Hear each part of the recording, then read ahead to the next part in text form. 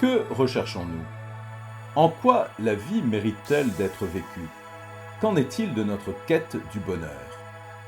Notre bouteille à la mer se pose-t-elle de telles questions tandis que la voici ballottée dans l'océan de nos contradictions? Et nous, dans quel océan sommes-nous ballottés? Comment y définissons-nous le bonheur? Songeons à diverses notions comme le bien-être psychologique, la santé, l'éducation, la diversité culturelle ou encore la bonne gouvernance, mais aussi la vitalité des communautés, la diversité et la résilience écologique, le niveau de vie. Et imaginons alors un indice visant sinon à concurrencer, en tout cas à diversifier le point de vue que nous livre celui du produit intérieur brut.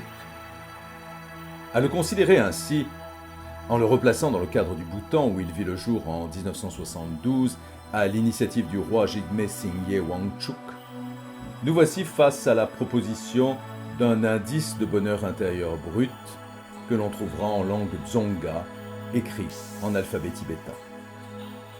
L'idée, débattue, parfois controversée et tout autant reprise en d'autres instances à travers la planète, est de parvenir à un reflet holistique du bien-être général de la population.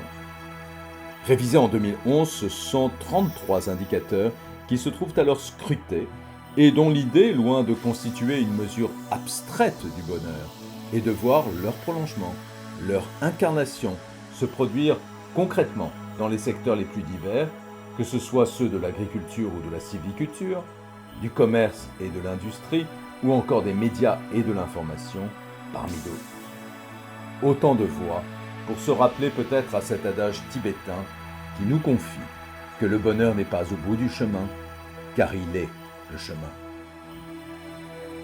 De quoi questionner également la course effrénée conduite par des sociétés gloutonnes au bonheur éphémère, qui illustre si bien la course à des biens matériels suscités par un manque perpétuel. De quoi pareillement repenser le monde, présent et futur, à la lumière de ces tissus de solidarité et de conscience commune, grâce auxquels les communautés survivent.